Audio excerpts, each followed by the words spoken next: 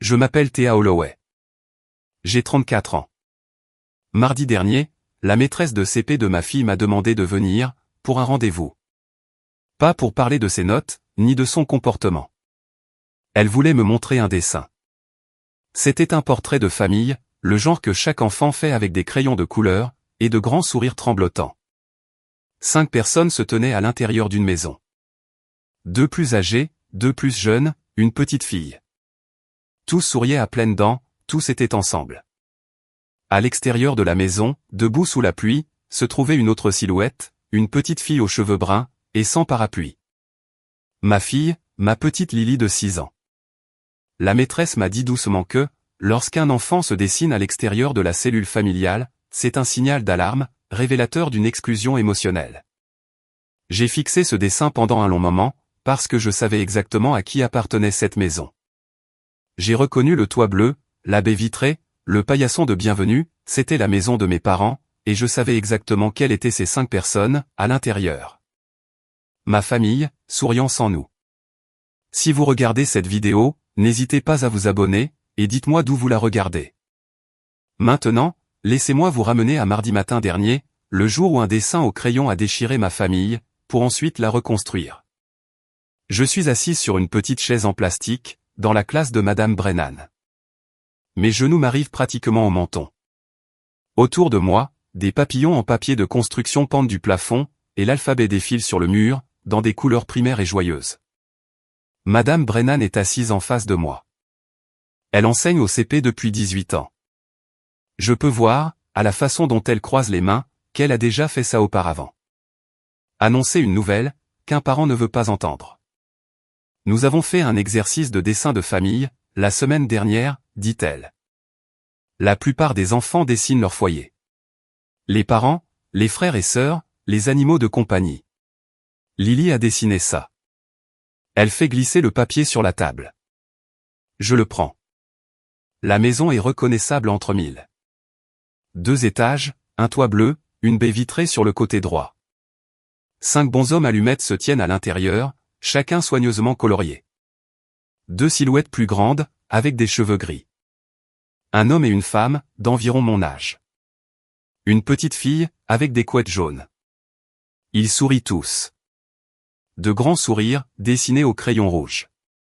À l'extérieur de la porte d'entrée, sur une herbe verte assombrie par des traits de pluie bleue, se tient une autre silhouette, plus petite que les autres. Des cheveux bruns, pas de sourire, pas de parapluie. Quand un enfant se place en dehors de l'unité familiale, explique Madame Brennan, cela indique généralement qu'il se sent exclu d'un groupe primaire. Cela ne veut pas toujours dire que quelque chose ne va pas. Mais je voulais vous demander, est-ce que Lily a déjà mentionné le fait de se sentir mise à l'écart, lors de réunions de famille? Je ne réponds pas tout de suite. Parce que je ne regarde plus un dessin, à présent. Je regarde la maison de mes parents, le toit bleu que mon père a peint l'été de mes 12 ans, la baie vitrée où ma mère garde ses orchidées, et 5 personnes à l'intérieur, qui se réunissent chaque dimanche pour le dîner, sans jamais décrocher le téléphone pour nous inviter. Je pose le dessin. Mes mains sont calmes, mais quelque chose, à l'intérieur de moi, vient de se briser grand ouvert. Les 5 personnes sur le dessin ont des noms. Gérald et Diane Prescott, mes parents. Kyle, mon petit frère de 31 ans, sa femme, Jenna, 30 ans, et leur fille Paige, qui a 8 ans. Chaque dimanche, ils s'assoient pour dîner, chez mes parents. Je le sais, parce que ma mère poste des photos à ce sujet sur Facebook. Dimanche en famille, écrit-elle, avec un emoji cœur rouge, puis elle identifie Kyle, Jenna, et parfois même le petit compte Instagram de Paige, que Jenna gère. Rôti de bœuf, purée de pommes de terre, tarte aux pommes faite maison. Je vois ces publications depuis 3 ans. Je n'ai jamais été, ne serait-ce qu'une seule fois, sur l'une de ces photos. Ce n'est pas qu'il m'est interdit de venir. Personne n'a jamais dit, Théa, tu n'es pas la bienvenue. C'est plus silencieux que ça. Personne n'appelle, personne n'envoie de messages, personne ne nous garde une place. Je m'y suis présenté une fois, il y a environ 1 an, à l'improviste. J'avais apporté un plat à gratin, et Lily portait sa robe du dimanche. Ma mère a ouvert la porte, et a cligné des yeux. Oh, je pensais que vous seriez occupé, aujourd'hui. Occupé? C'était son mot préféré pour parler de moi. Comme si j'avais été occupé, chaque dimanche, pendant 3 années consécutives. Nous sommes restés. Nous avons mangé. Marcus, mon mari, a interrogé Gérald sur son magasin. Gérald a répondu poliment, puis il s'est tourné de nouveau vers Kyle. Lily était assise au bout de la table, sur une chaise pliante que quelqu'un avait sortie du garage. Paige était assise à côté de ma mère. Ma mère lui a coupé sa viande. Sur le chemin du retour, Marcus a serré le volant, et a dit ce qu'il disait depuis 5 ans. Ils n'oublient pas Théa, ils choisissent. Je lui ai répondu qu'il réagissait de manière excessive. Mais Lily était silencieuse sur la banquette arrière, et quand j'ai regardé dans le rétroviseur, elle fixait le vide par la fenêtre. J'aurais dû l'écouter, à ce moment-là. Il y a une chambre au 2e étage de la maison de mes parents. C'était la mienne. Des murs lavande, une fenêtre qui donne sur le chêne que j'escaladais chaque été. C'est la chambre de Paige, maintenant. Ma mère l'a redécorée, il y a 3 ans. Du rose pâle, des meubles blancs. Une plaque en bois sur la porte. Peinte à la main, en lettres cursives dorées, la chambre de Paige. Des peluches sur le lit. Une bibliothèque remplie de livres de lecture. Des photos encadrées de Paige et de ma mère, sur la commode. Ozo, au champ de citrouille, en train de préparer des biscuits à Noël. Ce n'est pas une chambre d'amis, qu'un petit enfant utilise parfois. C'est la résidence permanente d'une enfant, qui vit à 15 minutes de là, avec ses 2 parents. La dernière fois que j'ai emmené Lily, pour Pâques, il y a environ 6 mois, elle a erré à l'étage. Je l'ai trouvée debout dans l'encadrement de la porte de la chambre de Paige, le bras tendu pour toucher la plaque avec le nom. « Je peux voir la chambre de Paige ?» a-t-elle demandé. Je l'ai laissée entrer. Elle s'est assise sur le lit, a passé ses doigts sur la bibliothèque, a ouvert le placard, et a trouvé un peignoir rose, avec les initiales de Paige brodées sur la poche. Puis elle s'est tournée vers moi. « Où est ma chambre, maman ?» Je n'ai pas su quoi répondre. Je me suis agenouillé, et je l'ai serrée contre moi. 2 mois plus tard, nous étions à une fête de famille, pour l'anniversaire de Paige. Lily a de nouveau trouvé le chemin de l'étage. Elle était assise sur le lit de Paige, quand Paige est entrée. « C'est mon lit », a dit Paige. Pas méchamment, c'était juste un fait.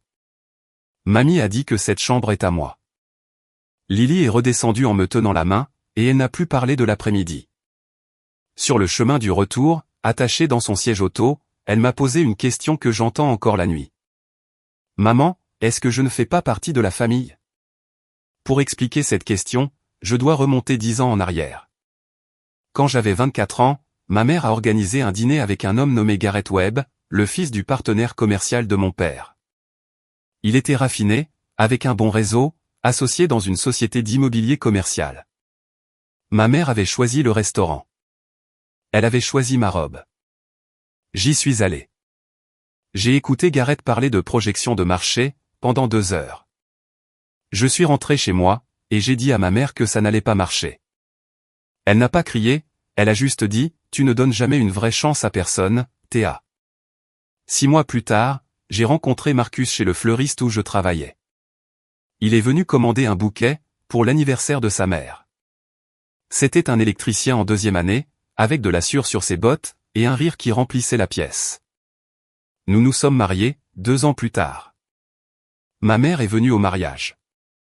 Elle a souri sur les photos, mais pendant son discours, elle a dit quelque chose que je n'ai jamais oublié. J'ai toujours voulu que ma fille soit heureuse, même quand le chemin qu'elle a choisi, n'était pas celui que j'avais tracé pour elle. La salle est devenue silencieuse. Marcus a serré ma main sous la table. À ce moment-là, Kyle avait déjà épousé Jenna. Ce mariage-là, ma mère l'avait planifié, du plan de table au centre de table. Parce que Jenna était la fille de la meilleure amie de ma mère, depuis 30 ans.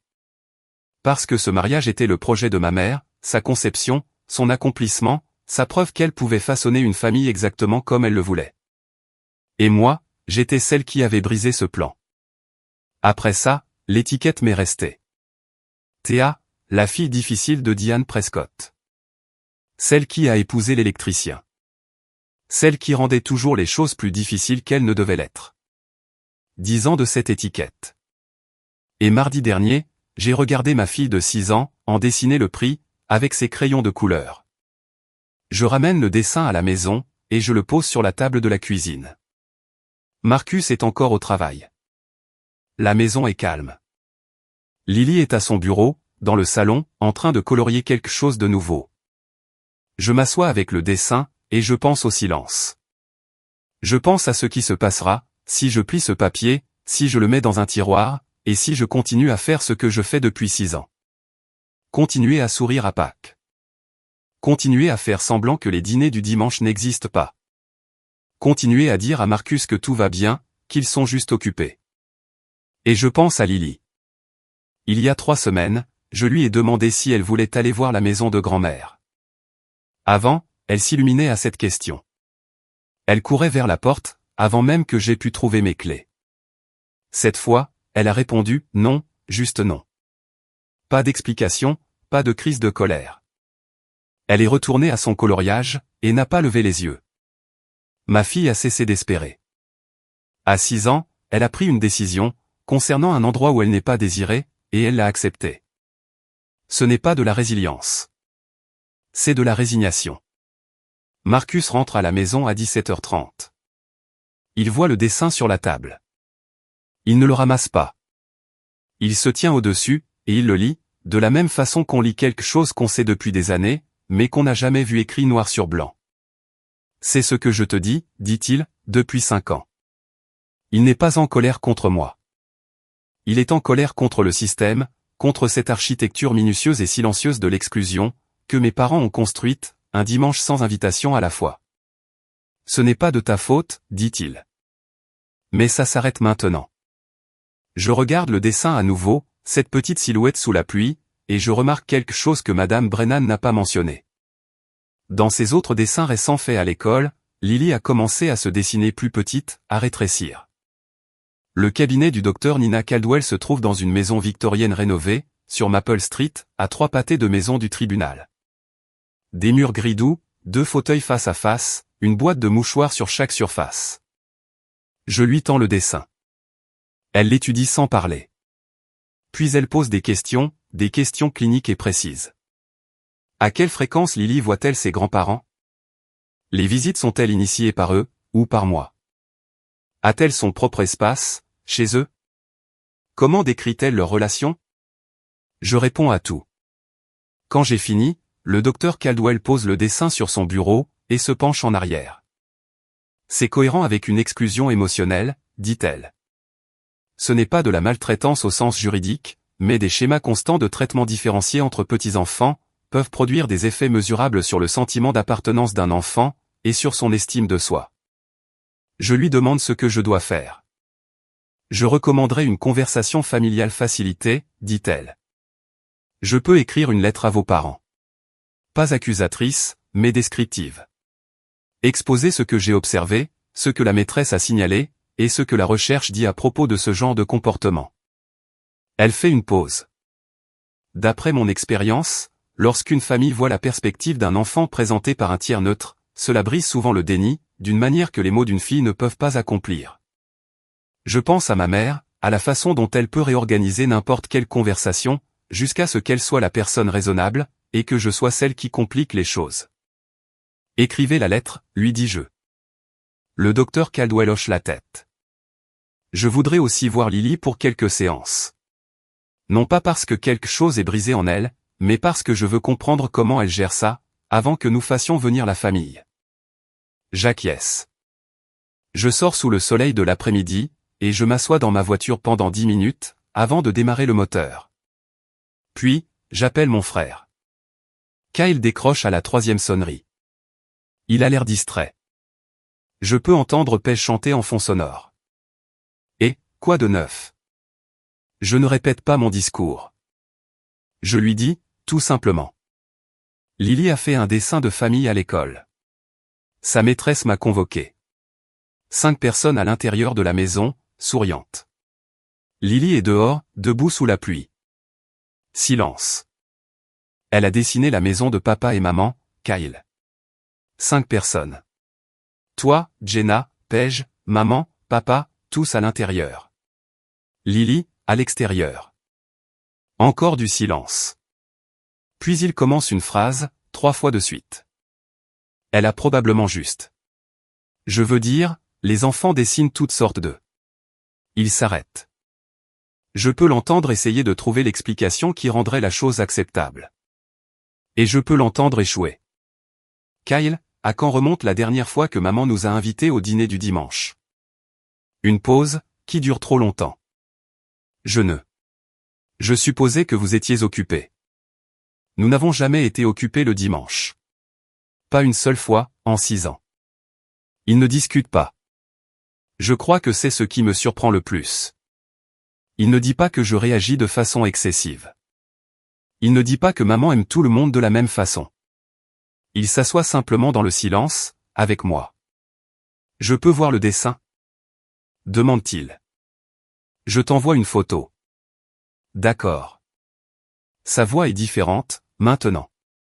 Plus faible. Théa, je n'avais pas réalisé. Je sais. Laisse-moi. Je peux te rappeler? J'ai besoin de réfléchir. Bien sûr. Il raccroche. J'envoie la photo du dessin. La maison bleue, les 5 silhouettes souriantes, la petite fille sous la pluie. Il ne rappelle pas ce soir-là. Il ne rappelle pas le lendemain non plus. Je vérifie mon téléphone 11 fois, avant d'aller me coucher. Marcus me dit, laisse-lui du temps. Il est en train de regarder quelque chose qu'il n'avait jamais eu à voir auparavant. Mais je suis fatigué de donner du temps à tout le monde. Pendant que Lily reste sous la pluie. Le dimanche suivant, je décide d'arrêter d'attendre une invitation. Marcus attache Lily dans son siège auto. Elle ne demande pas où nous allons. Elle le sait déjà. Elle regarde par la fenêtre, avec une expression qu'aucun enfant de 6 ans ne devrait avoir. Une expression résignée. Nous nous garons dans l'allée de mes parents, à 16h30. La berline de Kyle est déjà là. Par la fenêtre de la cuisine, je peux voir ma mère apporter un saladier sur la table. Je sonne à la porte. La maison de ma propre enfance, et je sonne à la porte. Ma mère ouvre. Son sourire se fige pendant exactement 1 seconde, avant qu'elle ne se reprenne. Théa. Je pensais que tu avais une commande florale, aujourd'hui. Je ne prends pas de commande le dimanche, maman. Je n'ai jamais pris de commande le dimanche. Elle cligne des yeux, puis s'écarte. Eh bien, entrez. Laissez-moi rajouter des couverts. Des couverts supplémentaires? Comme si nous étions des invités inattendus, et non pas sa fille et sa petite-fille. La table est déjà dressée. 5 couverts, 5 verres, 5 serviettes pliées. Je regarde ma mère sortir 2 assiettes supplémentaires du placard, 2 fourchettes de plus du tiroir, et je compte les secondes qu'il lui faut pour tout réorganiser. Elle le fait avec un sourire d'hôtesse, de la même façon qu'on accueillerait un voisin, passé à l'improviste. Nous nous asseyons. Lily se retrouve dans le coin, entre Marcus et le mur. Paige est assise à la droite de ma mère, à la place qu'elle occupe toujours. Ma mère coupe le rôti de Paige en petits morceaux, en soufflant sur chacun d'eux pour les refroidir. Lily regarde. Elle prend sa propre fourchette, et coupe sa propre viande. Elle a 6 ans. Elle s'en sort très bien. Au bout de 20 minutes, Lily renverse son eau. Le verre bascule, et une flaque s'étale sur la nappe. Attention, dit ma mère. C'est ma belle nappe. 5 minutes plus tard, Paige renverse la saucière. Un liquide marron s'accumule sous son assiette. Oups. Ne t'inquiète pas, ma chérie. Grand-mère va nettoyer ça. La mâchoire de Marcus se crispe. Sous la table, je pose ma main sur son genou. Ma mère se lance dans le rapport Paige. Apparemment, ça arrive à chaque dîner. Kyle et Jenna l'ont déjà entendu, mais il sourit poliment. Paige a commencé les cours de piano le mois dernier, annonce ma mère. Son professeur dit qu'elle a un talent naturel. Le récital est en octobre. Nous y allons tous, bien sûr. Elle regarde Paige, avec une chaleur sincère. Puis, elle se tourne vers Lily. Et Lily, qu'est-ce que tu fais de beau ces jours-ci? La question est polie. Le ton est poli. Mais c'est le même ton qu'elle utiliserait avec l'enfant d'un collègue, lors d'un pique-nique d'entreprise. Agréable, superficiel, déjà prête à passer à autre chose. J'aime dessiner, répond Lily. C'est bien. Et juste comme ça, nous sommes de retour à Pêche. La gymnastique, le piano, la chose amusante qu'elle a dite à l'épicerie. Ma mère rayonne quand elle parle de Pêche. Elle se penche vers elle. Elle lui touche les cheveux. Kyle est silencieux, pendant tout ce temps. Plus silencieux que d'habitude. Il pousse ses pommes de terre dans son assiette, et n'intervient pas avec les histoires qu'il a visiblement l'habitude de raconter. Jenna comble les blancs, en bavardant sur ses horaires de cours de yoga. Gérald interroge Marcus sur un problème de câblage, dans son atelier. Marcus répond. Gérald hoche la tête, et la conversation se termine. Il se tourne de nouveau vers Kyle. Après le dîner, j'aide à débarrasser la table. Tout en rinçant les assiettes dans l'évier, je jette un coup d'œil au réfrigérateur. 14 photos. Chacune d'entre elles inclut Paige. Paige à la plage. Paige à sa fête d'anniversaire, avec un diadème. Paige sur les genoux de ma mère, à Noël. Paige soufflant ses bougies. Paige et grand-mère au jardin botanique. Pas une seule photo de Lily. J'essuie mes mains, et je retourne à la table. Sur le chemin du retour, je ne dis rien, jusqu'à ce que nous soyons à 3 pâtés de maison. Marcus le dit pour moi. J'ai compté 14 photos sur ce frigo. Pas une seule de Lily. Le dimanche suivant, je suis en train de remplir le lave-vaisselle après le déjeuner, quand je pose la question, par habitude. Lily, tu veux aller voir la maison de grand-mère, aujourd'hui? Elle est à la table de la cuisine, en train de dessiner. Elle ne lève pas les yeux. Non. Tu es sûr? Ça ferait peut-être plaisir à grand-père de te voir. Non, merci. Il n'y a pas de colère dans sa voix, pas de gémissement, juste une certitude plate et rodée, qui me fait mal à la poitrine. Elle a déjà décidé. À 6 ans, elle a fait la paix avec une porte qui ne lui a jamais été ouverte. Marcus s'appuie contre le plan de travail, les bras croisés. Il regarde Lily dessiner, et ne me dit rien, jusqu'à ce qu'elle aille dans sa chambre. Elle a 6 ans, Théa. Elle ne devrait pas avoir à expliquer pourquoi elle ne veut pas aller quelque part, où elle n'est pas désirée. Il a raison. Je sais qu'il a raison. Je sais qu'il a raison depuis des années. Je m'assois sur la chaise de Lily, et je regarde ce qu'elle dessinait. Une maison. Notre maison. 3 personnes à l'intérieur. Théa, Marcus, Lily, de grands sourires, un chien que nous n'avons pas, mais dont elle a envie. Un soleil avec un visage souriant. 3 personnes. C'est ça, sa famille. Pas de grands-parents, pas d'oncles, pas de tantes, pas de Paige. Elle les a exclus de son dessin, comme ils l'ont exclu d'eux-mêmes. Pas par cruauté, par survie. Elle a construit un monde assez petit, pour s'y sentir en sécurité. Je fixe ce dessin, jusqu'à ce que les lignes deviennent floues. Puis, je prends mon téléphone, et j'appelle le docteur Caldwell. J'ai besoin que cette lettre soit envoyée maintenant, lui dis-je. Et j'aimerais programmer la réunion de famille, dès que possible. Le docteur Caldwell fait une pause. En êtes-vous sûr? Je regarde le dessin sur la table de ma cuisine. 3 personnes dans une maison. Le reste de la famille effacé. Ma fille vient de dessiner son monde, je réponds. Et elle a laissé de côté tous ceux qui l'ont laissé de côté en premier. J'enverrai la lettre demain. La lettre arrive chez mes parents, un mercredi. Le docteur Caldwell l'a rédigée sur le papier à en-tête de son cabinet. Professionnelle, mesurée, précise. Elle décrit le dessin. Elle fait référence à l'observation de la maîtresse, Madame Brennan. Elle résume sa première évaluation de Lily, sans utiliser d'étiquette clinique. Elle écrit une phrase, qui, je le sais, frappera plus fort que tout le reste. Les schémas de traitement différenciés entre petits-enfants, lorsqu'ils sont durables, peuvent produire des effets mesurables sur la sécurité émotionnelle d'un enfant, et sur son sentiment d'appartenance. Elle recommande une conversation familiale facilitée, dans son bureau. Pas une accusation, une invitation. Ma mère m'appelle 47 minutes après l'arrivée du courrier.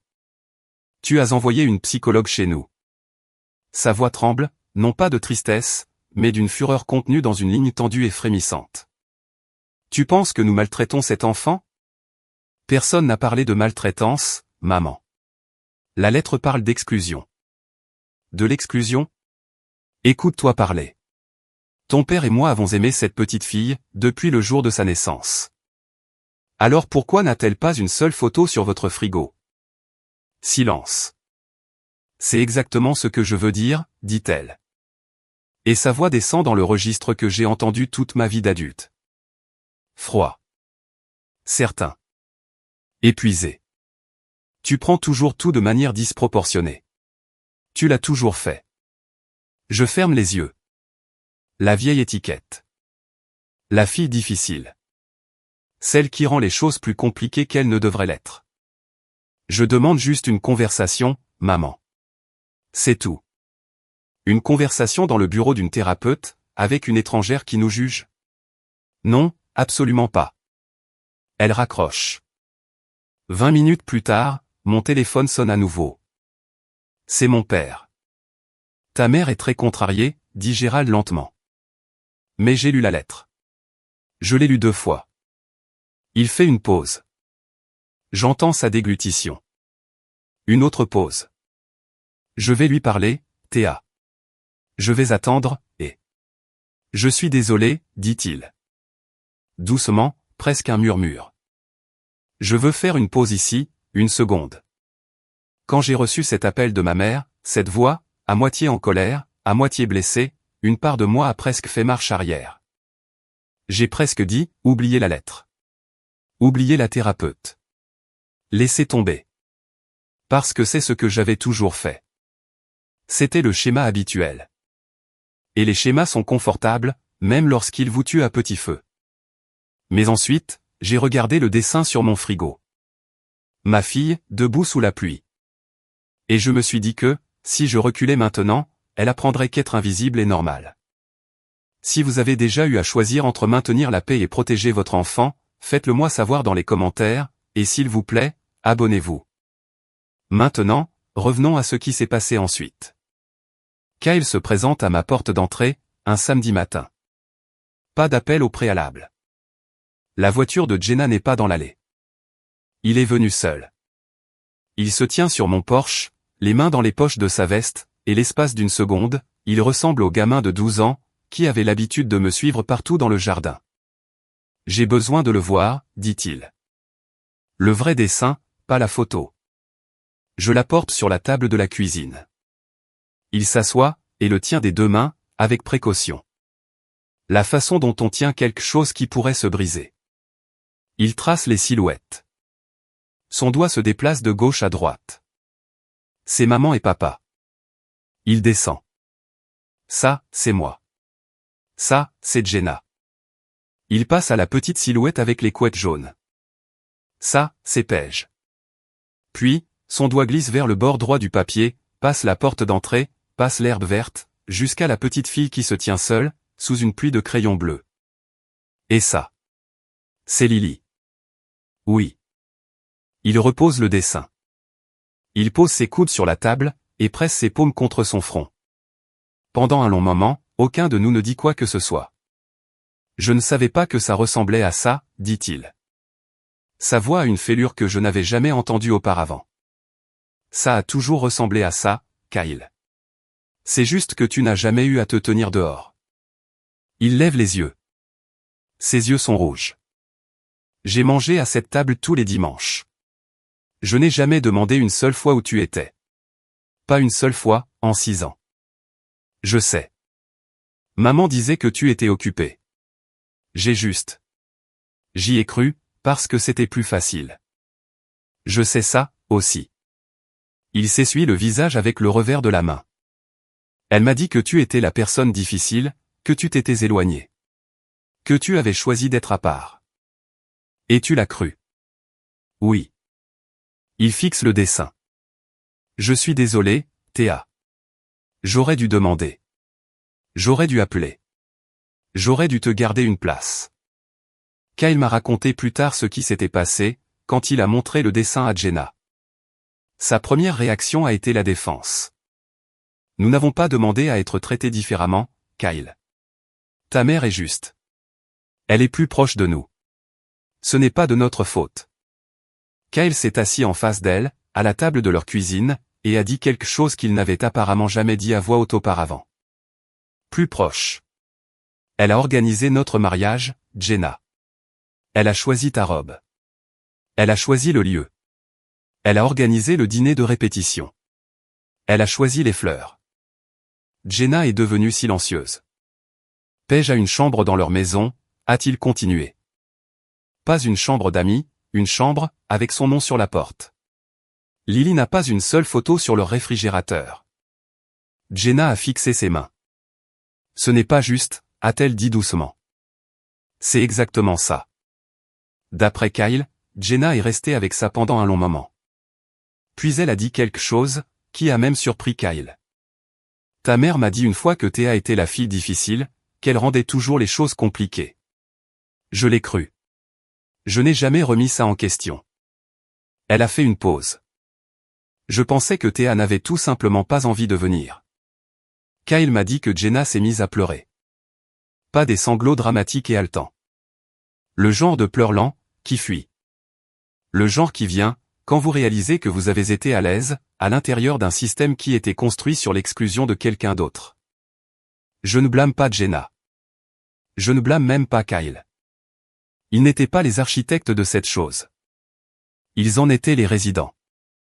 Ils ont emménagé dans la maison que ma mère a construite, et n'ont jamais regardé par la fenêtre, pour voir qui se tenait sous la pluie.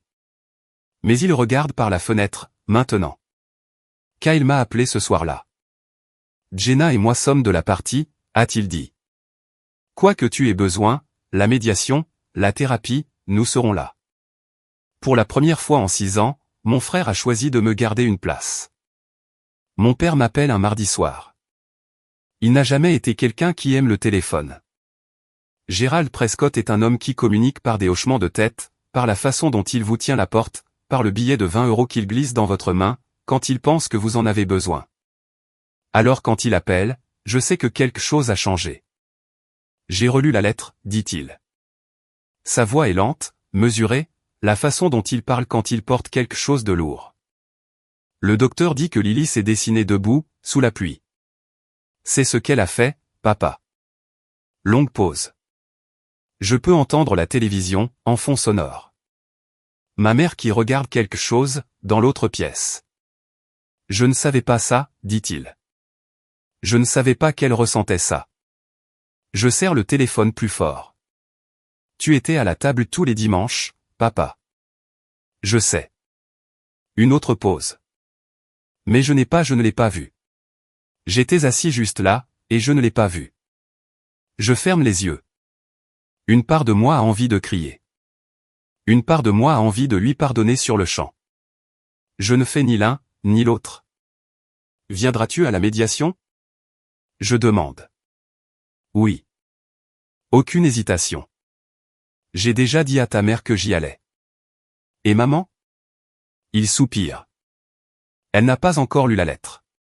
Elle dit que c'est une insulte, que ça l'humilie. Une autre pause. Mais je vais la travailler, Théa. Laisse-moi quelques jours. D'accord, alors. Juste avant de raccrocher, je suis fier de toi, ma grande, de faire ça. J'aurais dû le faire, il y a des années. Sa voix se brise sur le dernier mot. J'étais assis à cette table, et j'ai tout vu. C'est juste que je n'ai pas appelé ça, par son vrai nom. Il raccroche. Je reste debout dans ma cuisine, et j'écoute le bourdonnement de la tonalité contre mon oreille, jusqu'à ce que le silence s'installe. Mon père s'est excusé. C'est avec 10 ans de retard, mais c'est réel.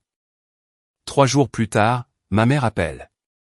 Je sais que ça va mal se passer, avant même de décrocher.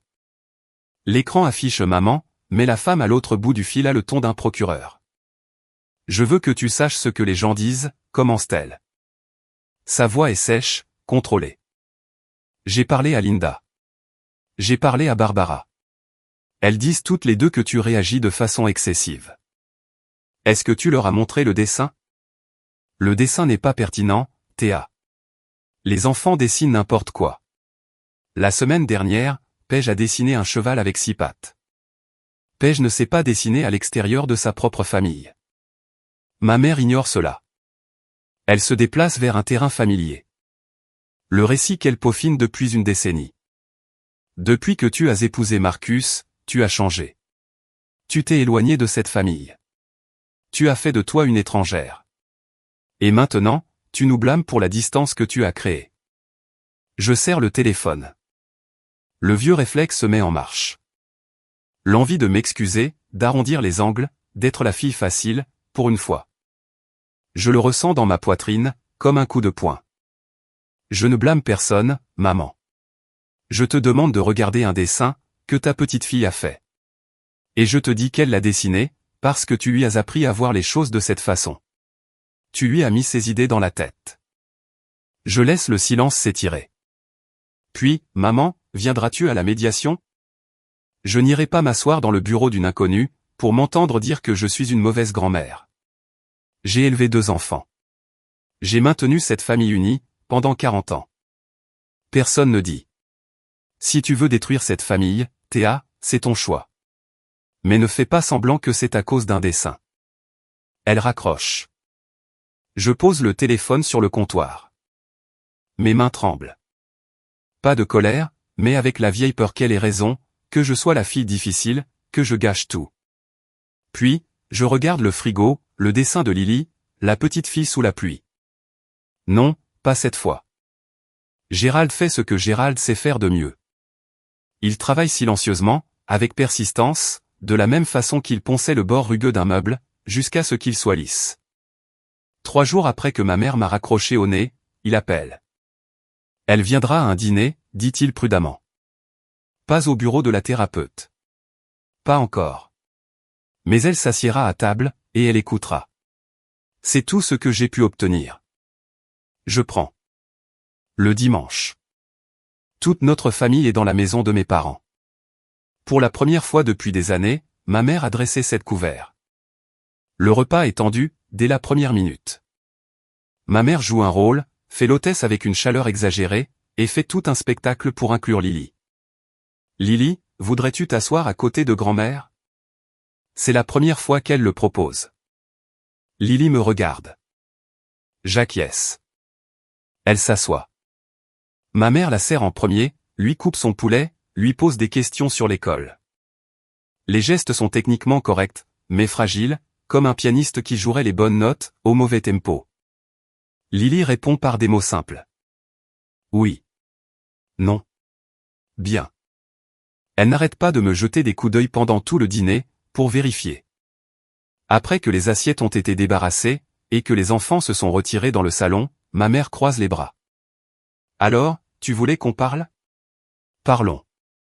Je plonge la main dans mon sac, et j'en sors le dessin. Je le déplie, et je le pose bien à plat sur la table, entre la salière et le beurrier. 5 personnes à l'intérieur d'une maison. Une fille à l'extérieur, sous la pluie. Ma mère le regarde. Kyle le regarde. Gérald le regarde. Jenna fixe ses genoux. Voici ce que votre petite fille a dessiné, quand sa maîtresse lui a demandé de dessiner sa famille, dis-je. Ma mère repousse le papier, avec 2 doigts. Je ne vais pas m'asseoir ici, et être jugé par un dessin au crayon, Théa. Les larmes arrivent sur commande. Le menton de ma mère tremble. Sa main va se poser sur sa poitrine. Tu crois que je n'aime pas Lily? Tu crois que je n'aime pas mes 2 petites filles? À quand remonte la dernière fois que tu as appelé Lily, pour son anniversaire, maman? Elle ouvre la bouche, la referme. Ses yeux filent vers Gérald, puis vers Kyle. Kyle parle doucement, depuis le bout de la table. Maman, l'anniversaire de Lily, c'était il y a 3 semaines. Tu n'as pas appelé. J'avais des choses à faire. Je ne peux pas me souvenir de chaque. Tu n'as pas oublié celui de Paige, dis-je. Tu lui as préparé un gâteau à 3 étages, avec un glaçage rose. Tu l'as posté sur Facebook. Le visage de ma mère passe par 3 expressions, en 2 secondes. La surprise, le calcul, l'indignation. Elle atterrit sur l'indignation. Alors maintenant, je suis un monstre parce que j'ai préparé un gâteau? Tu n'es pas un monstre, maman. Mais Lily l'a remarqué. Elle remarque toujours. Ma mère pivote. Elle se tourne vers Gérald, la voix qui monte. Est-ce que tu vas dire quelque chose? Ta fille nous attaque dans notre propre maison. Gérald regarde le dessin sur la table. Il tend le bras, et touche la petite silhouette debout sous la pluie. Son doigt reste posé là. Il ne dit rien. Ma mère se tourne vers Kyle, son dernier allié. L'enfant doré, celui qui l'a toujours soutenu. Kyle, tu vois ça, n'est-ce pas? Tu vois ce qu'elle fait? Kyle fixe la nappe. Sa mâchoire se crispe d'avant en arrière.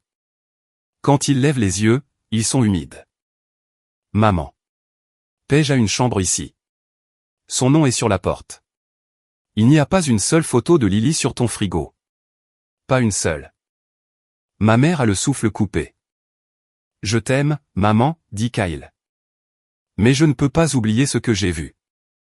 La cuisine devient tellement silencieuse. Je peux entendre l'horloge sur le mur, au-dessus de la cuisinière. Ma mère se tourne à nouveau vers Gérald. Elle lui attrape le bras. Gérald, dit quelque chose. Mon père la regarde.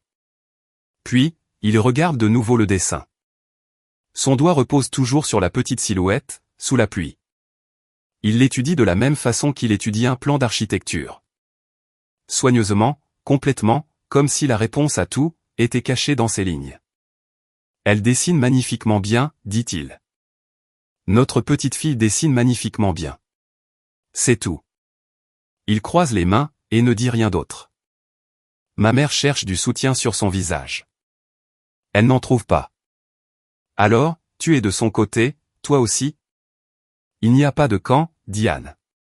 Je regarde le dessin. La pièce retient son souffle. Jenna s'essuie les yeux avec une serviette. Kyle n'a pas bougé. Marcus est assis, les mains à plat sur la table, aussi solide que de la pierre. Ma mère fait ce qu'elle fait toujours, quand le contrôle lui échappe. Elle se lève, et commence à débarrasser. Les assiettes, les verres, les serviettes. S'affairer, c'est son armure. Maman, dis-je, je ne te demande pas d'admettre que tu as tort. Je te demande de voir ce que Lily voit. Elle empile les assiettes avec trop de force. Un verre s'entrechoque. Je vois une image, Théa. Je ne vois pas un crime. Marcus prend la parole, pour la première fois de toute la soirée. Sa voix est basse, calme, claire. Personne n'a parlé de crime. Nous disons que notre fille se sent invisible dans cette maison, et qu'elle l'a dessinée, parce qu'elle n'a pas encore les mots pour le dire. Ma mère s'arrête de bouger. Elle se tient devant l'évier, dos à nous, les mains agrippées au comptoir. Je prends une inspiration. Si tu ne viens pas à la médiation, maman, alors c'est le dernier dîner du dimanche, où j'amène Lily dans cette maison. Le robinet goutte. L'horloge fait tic-tac. Dans le salon, Paige et Lily rient de quelque chose sur une tablette, inconscientes que tout est en train de basculer, sous leurs pieds. Ma mère ne se retourne pas. 2 semaines s'écoulent. Les 2 semaines les plus longues de ma vie. Puis Gérald appelle. Elle viendra. Je ne demande pas ce qu'il a dit pour la faire changer d'avis. Ça m'est égal. Elle viendra. Le bureau du docteur Caldwell est aménagé pour la séance. 6 chaises, disposées en un cercle lâche. Aucun bureau entre nous. Une lumière douce, provenant d'un lampadaire. Un pichet d'eau, sur une table d'appoint. Pas d'horloge visible, ce qui, je m'en doute, est délibéré. Marcus et moi arrivons les premiers. Kyle et Jenna arrivent ensuite. Kyle serre la main du docteur Caldwell, et présente Jenna. Ses mouvements sont raides, répétés, la façon dont les gens bougent dans la salle d'attente d'un hôpital. Mes parents arrivent avec 10 minutes de retard. Gérald tient la porte pour ma mère. Elle entre, avec son sac à main serré contre sa poitrine, comme un bouclier, balaie la pièce du regard, et s'assoit sur la chaise la plus éloignée de moi, les bras croisés, la mâchoire serrée, prête pour la guerre. Le docteur Caldwell se présente, et établit les règles de base. Une seule personne parle à la fois, pas d'interruption, pas d'accusation. Nous nous concentrons sur les comportements, et sur leur impact. Chacun aura l'occasion de répondre. Je veux commencer par le dessin, dit le docteur Caldwell. Elle le place sur la table basse, au centre du cercle. Le dessin original, fait au crayon sur du papier de construction blanc, légèrement froissé d'avoir été transporté dans mon sac pendant 2 semaines. 5 silhouettes souriantes à l'intérieur d'une maison au toit bleu. Une petite fille à l'extérieur, sous la pluie. Ceci a été dessiné par Lily Holloway, lors d'un exercice en classe, explique le Dr Caldwell. Sa maîtresse l'a signalé, comme un indicateur potentiel d'exclusion émotionnelle. J'ai eu 3 séances avec Lily depuis lors. Elle fait une pause. J'aimerais que chacun d'entre vous regarde le dessin, et partage ce qu'il y voit. Personne ne bouge. Le dessin repose sur la table, comme une grenade dont on a retiré la goupille. Kyle tend la main en premier. Kyle tient le dessin, et parle le premier. Sa voix est plate, contrôlée. Je vois 5 personnes à l'intérieur, heureuses, et un enfant à l'extérieur, seul, debout sous la pluie. Il le repose. Gérald le prend. Je vois ma maison, dit mon père. Il s'éclaircit la gorge. Et ma petite fille n'est pas à l'intérieur.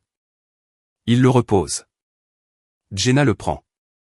Elle le regarde pendant un long moment. Je vois ce que je ne voulais pas voir, dit-elle doucement, et elle le passe à Marcus. Marcus tient le dessin des 2 mains. Je vois 6 années passées à demander, et à m'entendre dire que tout va bien. Je vois ma fille apprendre qu'elle n'est pas à sa place. Il le pose devant moi. Je ne le prends pas. J'en connais chaque ligne par cœur. Je vois ma fille, dis-je. Elle a 6 ans. Elle a dessiné exactement ce qu'elle vit, chaque fois que nous rendons visite à cette famille. Le docteur Caldwell se tourne vers ma mère. Madame Prescott. Ma mère n'a pas touché le dessin. Il repose sur la table, devant elle, et elle le fixe, de la façon dont on fixe un document dont on sait qu'il changera tout, une fois qu'on le reconnaîtra. C'est un dessin, dit-elle. Les enfants dessinent toutes sortes de choses. Que ressentez-vous, quand vous le regardez? Demande le docteur Caldwell. Silence. Un long silence. Les doigts de ma mère tordent la lanière de son sac à main. Son menton se lève, puis retombe. Et alors, lentement, sans aucun bruit au début, ses yeux se remplissent d'eau. Les larmes ne tombent pas, comme elles l'ont fait à la table du dîner. De manière théâtrale et stratégique. Celles-ci viennent de quelque part de plus profond, de quelque part qu'elle ne peut pas contrôler. Je ne pensais pas qu'elle l'avait remarqué, murmure ma mère. Je ne pensais pas, elle est si petite. Je ne pensais pas qu'elle pouvait le voir. Le docteur Caldwell laisse le silence se maintenir. Personne ne bouge pour la réconforter. Personne ne bouge du tout. Le docteur Caldwell m'adresse un hochement de tête. Théa, aimeriez-vous partager votre expérience? Je me suis préparé pour ça. J'ai pris des notes sur des fiches, mais quand j'ouvre la bouche, je n'en ai pas besoin. Chaque dimanche, depuis 3 ans, j'ai vu des photos sur Facebook. Dîner de famille, 5 personnes identifiées, souriantes. Je n'ai jamais été invité. Quand je suis venu de mon propre chef, maman a dit qu'elle pensait que j'étais occupé. Je garde une voix neutre. Je ne joue pas la tristesse. Je rapporte des faits. Paige a une chambre dans votre maison, avec son nom sur la porte. Lily m'a demandé où était sa chambre. Je n'avais pas de réponse. L'anniversaire de Lily était 3 semaines avant le dessin. Maman n'a pas appelé. L'anniversaire de Paige. Maman a préparé un gâteau à 3 étages, et l'a posté en ligne. Il y a 14 photos sur votre réfrigérateur. Chacune d'entre elles, c'est Paige.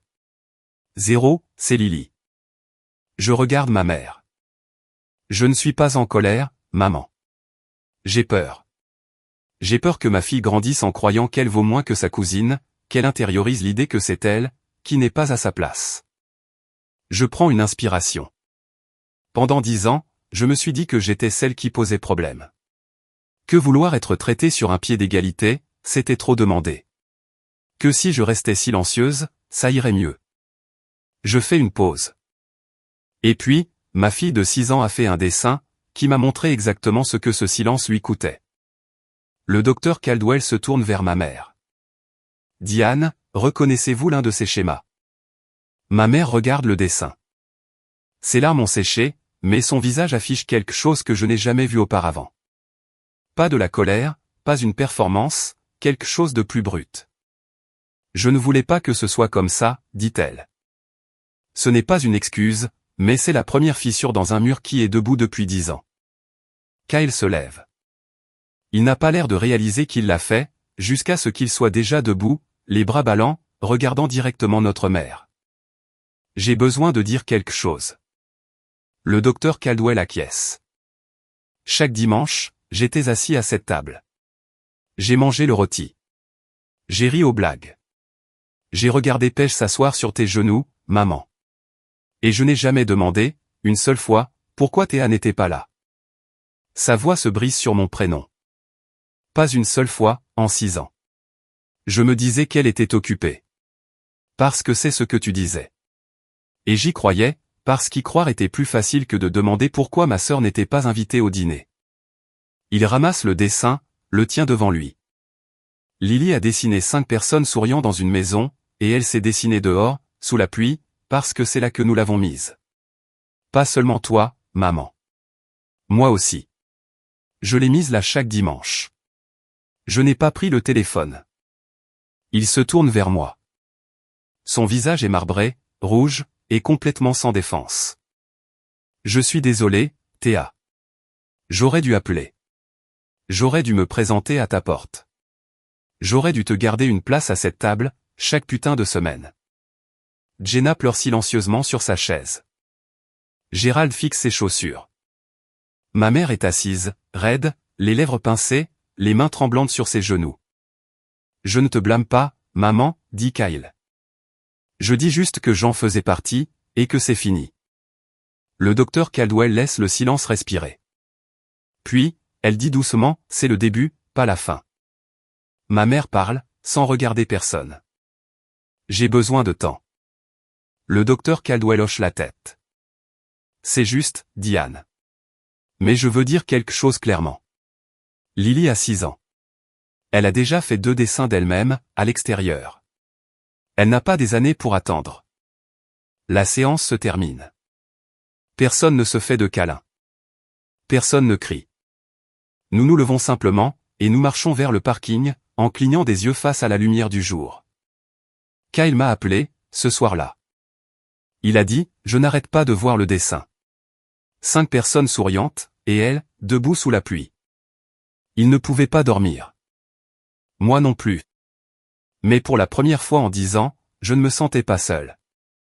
Mon frère l'avait vu. Mon père l'avait vu. Même Jenna l'avait vu. Et ma mère, elle ne s'était pas excusée, mais elle avait pleuré de vraies larmes. Le genre de larmes qu'elle ne pouvait pas contrôler. Si cette histoire résonne en vous, si vous savez ce que c'est que d'être celui qui est laissé à l'extérieur, laissez un commentaire. Partagez-la avec quelqu'un qui a besoin de l'entendre, et restez pour la suite. Parce que le plus dur reste à venir. Ce soir-là, une fois Lily endormie, je m'assois à la table de la cuisine, et j'écris un email. Je l'adresse à mes parents. Je mets Kyle en copie. Je fais court. Maman et papa. Je vous écris, parce que je veux être clair sur ce que je demande, et je veux que ce soit mis avec des mots auxquels nous pourrons tous nous référer. 3 choses. Premièrement. Lily et notre famille sont incluses, dans chaque réunion de famille. Pas comme une arrière-pensée, pas comme des assiettes supplémentaires sorties du placard. Invitées à l'avance, à chaque fois. Deuxièmement. Lily a besoin de sentir qu'elle a sa place, dans votre maison. Cela ne nécessite pas une chambre entière. Cela nécessite une présence. Une photo sur le frigo, un tiroir pour ses affaires, ses dessins sur le mur. Ces petits signaux, qui disent à un enfant qu'il compte ici. Troisièmement. 4 séances de thérapie familiale avec le docteur Caldwell. Ce n'est pas optionnel. 4 séances, où nous nous asseyons dans une pièce, et où nous apprenons à être une famille. Cela inclut tout le monde. Si ces conditions ne sont pas remplies, je réduirai les visites. Lily ne viendra pas dans une maison, où elle se dessine à l'extérieur. Non pas parce que je veux punir qui que ce soit, mais parce que je refuse de laisser ma fille grandir, en croyant qu'elle mérite de rester sous la pluie. Marcus le lit par-dessus mon épaule. C'est clair. C'est juste. Ce n'est pas cruel. J'appuie sur envoyer. Gérald répond, dans les 2 heures. 3 phrases. D'accord. Je vais vider le bureau ce week-end, et aménager un coin pour Lily. Dis-moi quelles sont les couleurs qu'elle aime. Ma mère ne répond pas. Je fixe ma boîte de réception, jusqu'à minuit. Marcus m'apporte du thé, et ne dit rien. Il n'en a pas besoin. Nous savons tous les deux que c'est le moment où le silence se brise, ou bien se durcit, pour devenir quelque chose de permanent. Je ferme mon ordinateur portable, et je vais me coucher. Le dessin est toujours sur le frigo. Lily est toujours sous la pluie. Mais pour la première fois, quelqu'un a laissé la lumière du porche allumée. 5 jours. C'est le temps qu'il a fallu. Le 2e jour, Gérald m'envoie par texto la photo d'un coin vide dans son bureau. Une petite bibliothèque, un bureau pour enfants trouvé dans un vide-grenier, un ensemble de crayons de couleur encore dans l'emballage. Pas encore de plaque avec son prénom, mais l'espace est dégagé. Le 3e jour, Kyle m'appelle. Maman ne m'a rien dit. Elle se promène dans la maison comme d'habitude, prépare les repas, regarde ses émissions, mais elle est silencieuse, d'une manière que je n'ai jamais vue. Le 4e jour, Jenna m'envoie un texto, je pense à toi. Nous sommes là. Le 5e jour, ma mère appelle. Sa voix est fatiguée. Pas la fatigue théâtrale, qu'elle utilise comme une armure. Authentiquement fatiguée. La façon dont une personne sonne, lorsqu'elle a passé 5 jours à se disputer avec elle-même. Je viendrai aux séances de thérapie, dit-elle. Merci, maman. Mais je veux que tu comprennes quelque chose. Je ne pense pas avoir tort.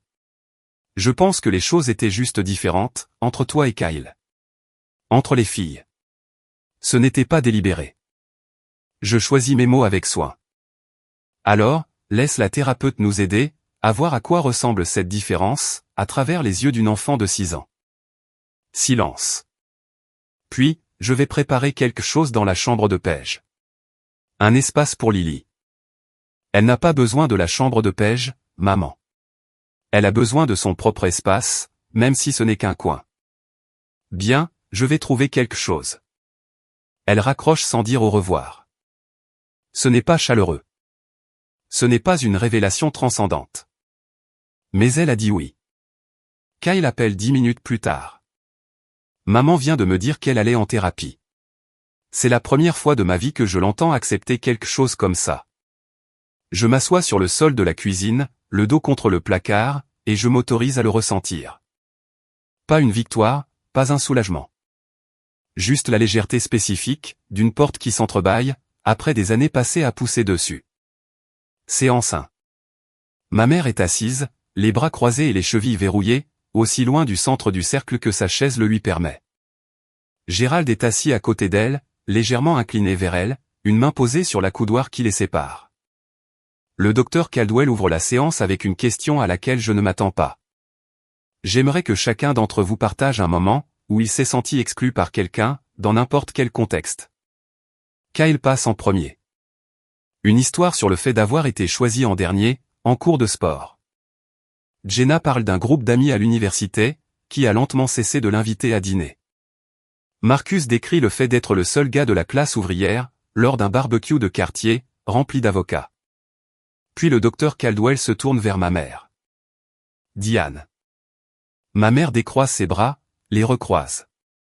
Puis, d'une voix dépouillée de tout artifice, elle dit quelque chose que je n'avais jamais entendu auparavant. Quand Théa a épousé Marcus, je me suis senti exclu de la vie de ma propre fille. Elle n'a pas demandé mon aide pour le mariage. Elle n'a pas voulu de l'homme que je lui avais présenté. Elle s'arrête. Elle n'avait pas besoin de moi. Je la fixe. Tu ne me l'as jamais dit. Parce que le dire, m'aurait fait passer pour quelqu'un de mesquin. Le docteur Caldwell se penche en avant. Les sentiments ne sont pas mesquins, Diane.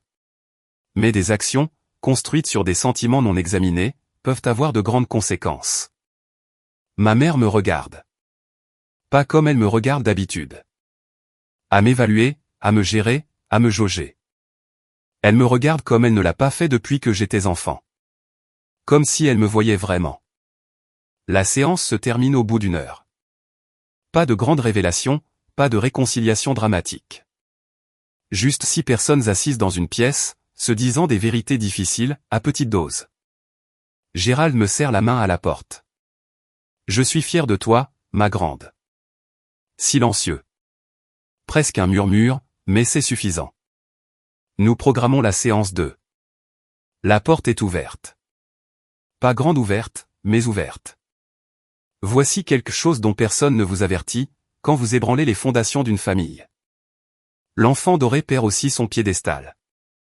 Kyle commence à se manifester, d'une manière qu'il n'avait jamais eue auparavant. Il m'appelle tous les mardis. Il fait des appels vidéo avec Lily, le jeudi soir. Il envoie des textos à Marcus, à propos d'un projet de câblage dans son garage, juste pour avoir une raison de parler. Mais ma mère le punit pour ça. Pas bruyamment. Elle est trop douée pour ça. Elle le fait comme elle fait tout le reste, par l'absence. Elle arrête d'appeler Kyle, arrête d'envoyer des textos pour les leçons de piano de Paige. Quand il vient pour le dîner du dimanche, elle parle à Jenna, mais répond à Kyle par monosyllabe. 2 semaines de ce manège, et Kyle m'appelle à 23h, un mardi soir. Sa voix est vide. C'est ce que ça faisait? Pendant 6 ans. Oui. Elle ne m'a pas appelé depuis 2 semaines. Pas une seule fois. Je l'ai appelée 3 fois, et elle me répond comme si j'étais un vendeur par téléphone. Il expire d'une voix tremblante. 2 semaines, Théa, et ça me brise déjà. Je le laisse s'imprégner de ça. Pas par cruauté, mais parce que la vérité a un poids, et qu'il a besoin de le ressentir. Je croyais que je comprenais, dit-il. Quand j'ai vu le dessin, j'ai cru que j'avais compris. Mais non. Pas vraiment. Pas jusqu'à ce qu'elle me le fasse, à moi. Maintenant, tu sais.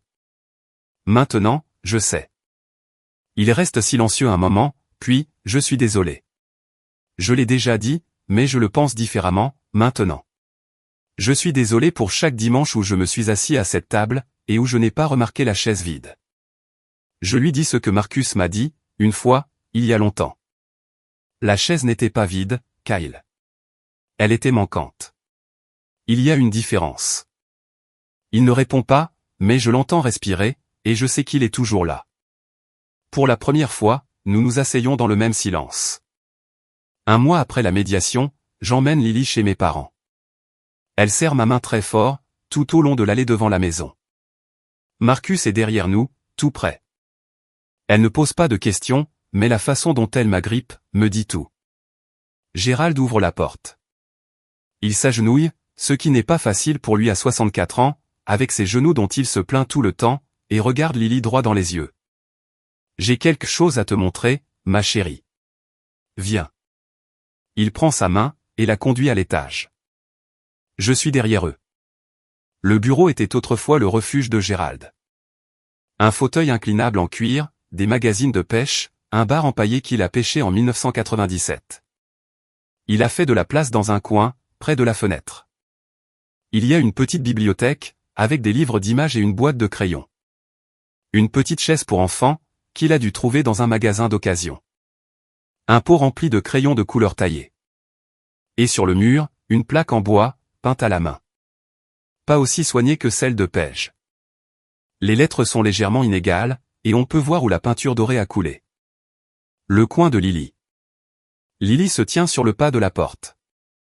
Elle regarde la plaque. Elle lève la main, et touche les lettres une par une, en traçant le L, le I, le L, le I. Puis, elle se tourne vers moi. Son visage affiche une expression que je n'avais pas vue depuis des mois. Pas de la joie, exactement, mais de la reconnaissance. L'expression d'un enfant qui trouve son nom, dans un endroit où il ne s'attendait pas à le voir. Grand-père a fabriqué ça pour moi. Oui, mon bébé. Elle s'assoit sur la chaise, prend un crayon, et commence à dessiner. Juste comme ça. Sans cérémonie. Gérald se tient dans l'encadrement de la porte, et la regarde. Il ne dit rien. Il n'en a pas besoin. Ses yeux sont humides, et ses mains tremblent. Et il a de la sueur sur les poignets de sa chemise, d'avoir construit cette bibliothèque. Derrière lui, dans le couloir, ma mère se tient là, et regarde.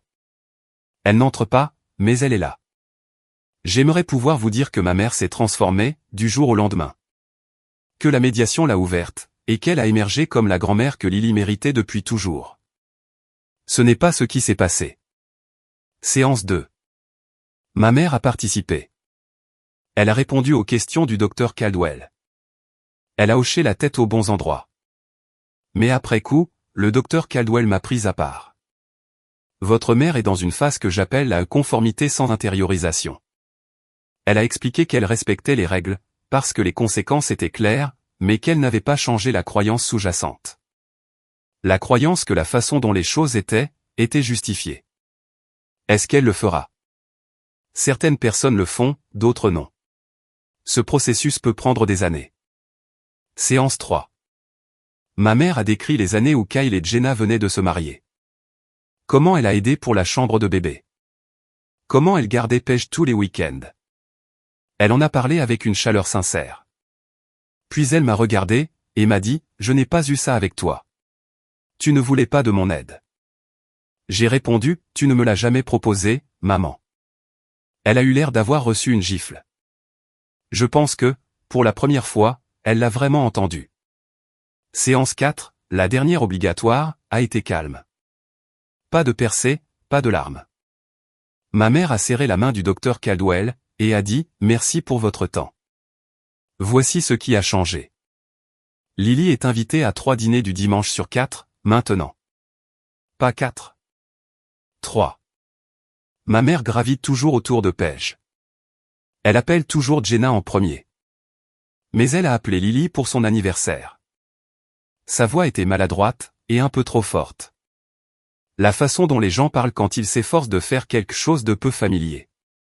Mais elle a appelé. Gérald rend visite à Lily, tous les mercredis après-midi.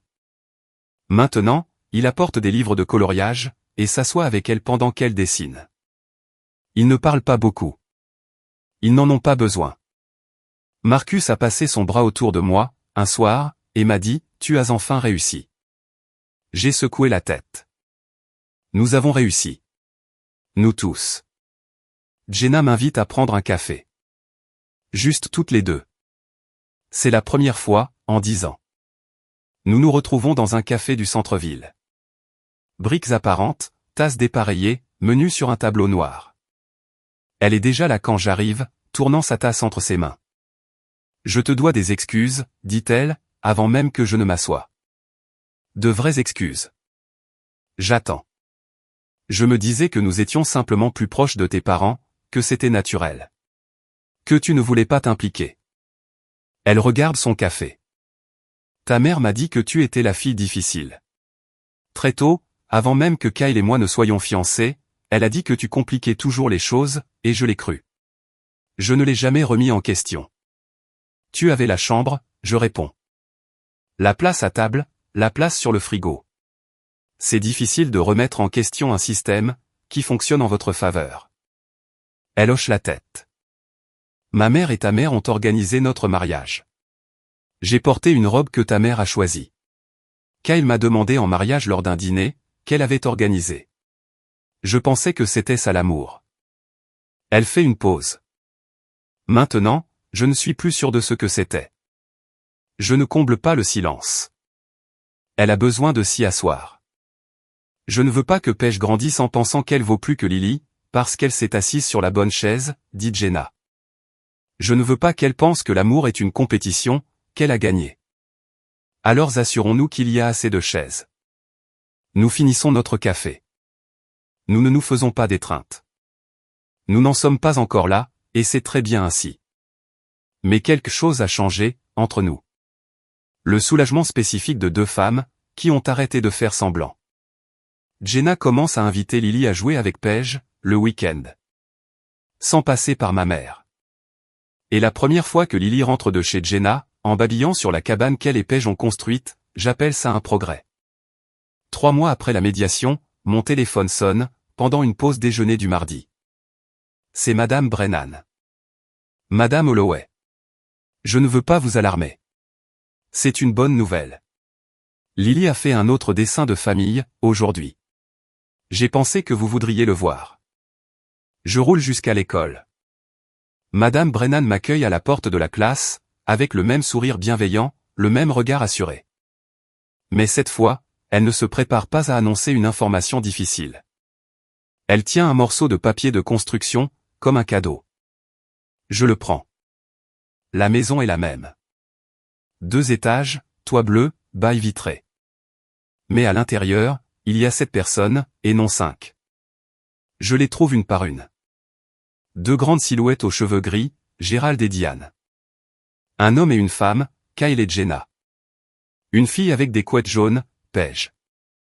Un homme en chemise bleue, Marcus. Une femme avec des cheveux bruns, moi. Et au milieu, entre la femme aux cheveux bruns et l'homme aux cheveux gris qui lui tiennent tous les deux la main, Lily. À l'intérieur de la maison. Souriante. Je regarde de plus près. Il y a un détail qui m'accroche. La silhouette de ma mère est à l'intérieur de la maison, mais légèrement de côté. Pas au centre, pas tout au bord non plus. Quelque part entre les deux. Lily le ressent toujours. La distance ne s'est pas complètement effacée. Ma mère est à l'intérieur du cadre, mais pas au centre de celui-ci. Présente, mais séparée. Ce n'est pas un conte de fées. C'est l'évaluation honnête d'une enfant de 6 ans. Et, honnêtement, c'est exact. Je reste planté dans ce couloir, dans cette école primaire qui sent le désinfectant pour les mains et la peinture à l'eau, et je pleure. Pas les pleurs dignes et retenus, le genre affreux, celui où vos épaules tremblent, et où vous ne pouvez plus respirer, et où une institutrice de CP vous tend un mouchoir, de la boîte qu'elle garde sur son bureau. Elle est à l'intérieur, maintenant, dit Madame Brennan. Oui, elle l'est. Voici ce que je veux vous dire, si vous écoutez encore. J'ai passé 10 ans à croire que j'étais celle qui posait problème. 10 ans à accepter une étiquette, que ma mère m'avait collée quand j'avais 24 ans, parce que j'avais épousé un homme qu'elle n'avait pas choisi, et construit une vie qu'elle n'avait pas conçue. J'ai porté cette étiquette comme un manteau. Je m'en suis enveloppé chaque dimanche où je n'ai pas reçu d'appel téléphonique. Chaque fête où je n'ai pas été convié. Chaque fois que je suis passé devant la maison de mes parents, que j'ai vu la voiture de Kyle dans l'allée, et que j'ai continué ma route. Je me suis dit que j'étais trop exigeante. Que les familles ne sont pas parfaites. Que si je restais silencieuse, patiente, si je me faisais toute petite, ils finiraient par faire de la place. Ils ne l'ont pas fait. Il a fallu un dessin. Une petite fille de 6 ans avec une boîte de crayons de couleur, faisant un devoir, et disant la vérité de la seule façon qu'elle connaissait. 5 personnes à l'intérieur. Une fille sous la pluie. Ce dessin a brisé quelque chose en moi, qui avait besoin d'être brisé. La croyance que je ne méritais pas d'être à l'intérieur de la maison. Ma famille n'est pas parfaite aujourd'hui. Ma mère garde Jenna plus proche d'elle. Elle s'illumine toujours pour Paige, d'une façon qu'elle n'a pas pour Lily. Certains schémas prennent toute une vie à être désappris, et certaines personnes ne les désapprennent jamais. Mais Lily ne se tient plus sous la pluie. Elle a un coin avec son nom dessus.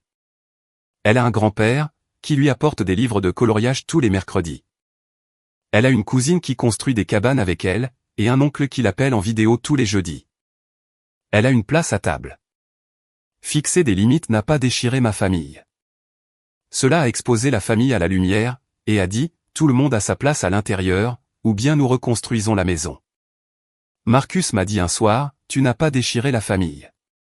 Tu l'as exposée à la lumière. Il avait raison. Voici où nous en sommes aujourd'hui. Les dîners du dimanche ont lieu une semaine sur 2. Les 2 familles sont invitées à l'avance, par leur prénom. Ma mère prépare toujours trop de nourriture, fait toujours des histoires avec la nappe, poste toujours des photos sur Facebook. La différence ? Lily est sur ses photos, maintenant. Parfois sur le bord, parfois un peu flou en arrière-plan, mais elle est là. Visible. Prise en compte. Gérald vient chez nous tous les mercredis. Lui et Lily s'assoient à la table de la cuisine, et colorient ensemble. Il lui apprend à dessiner des arbres, ce pourquoi il est très mauvais, alors ils finissent surtout par rire. Marcus lui prépare du café. Il parle de câblage, de pêche, de la météo, et c'est la chose la plus normale du monde. Kyle et moi nous parlons toutes les semaines. De vraies conversations. Pas les vérifications de surface, que nous avons faites pendant des années. Paige et Lily jouent ensemble presque tous les week-ends, construisent des trucs, dessinent, inventent des jeux élaborés avec des règles qu'elles seules comprennent. Elles ne savent rien de la médiation, de la lettre, des larmes. Elles savent juste qu'elles sont cousines, et c'est suffisant. Ma mère et moi prenons des pincettes l'une avec l'autre. Nous parlons plus qu'avant, mais nous tâtonnons autour des zones meurtries. Je ne pense pas qu'elle comprendra jamais complètement ce qu'elle a fait, mais elle essaie, à sa manière. Elle essaie. Je garde le premier dessin dans le tiroir de ma table de nuit. Je ne l'encadre pas, et je ne le jette pas. C'est un rappel, non pas de ce que ma famille a fait de mal, mais de ce que ma fille a fait de bien. Elle a dit la vérité, avec des crayons, à 6 ans. Le deuxième dessin, les 7 personnes à l'intérieur de la maison, tous ensemble, est accroché sur notre frigo à la maison. Juste à côté d'une photo de notre famille à la foire du comté. Marcus avec de la barbe à papa dans sa barbe, Lily sur ses épaules, nous trois en train de rire. Un jour, quand elle sera plus grande, je parlerai du premier dessin à Lily. Et je lui dirai, tu as dit la vérité, que cette famille avait peur d'entendre. Et grâce à toi, tout a changé. Mais pour l'instant, elle dessine tous les jours. Des couleurs vives, de grands sourires, tout le monde à l'intérieur. Et pas une seule goutte de pluie. C'est mon histoire. Et si vous êtes toujours là, merci d'être resté avec moi. Si vous avez déjà eu l'impression d'être celui ou celle qui reste à l'extérieur de la maison, je veux que vous sachiez quelque chose. Vous n'êtes pas difficile. Vous ne demandez pas trop. Vous demandez exactement ce que votre enfant mérite. Maintenant, j'ai une question pour vous. Qu'auriez-vous fait? Auriez-vous montré le dessin, ou l'auriez-vous rangé pour garder la paix? Dites-le moi dans les commentaires. Et si vous voulez plus d'histoires comme celle-ci, regardez la description. J'en ai quelques-unes, qui pourraient frapper encore plus fort. À la prochaine.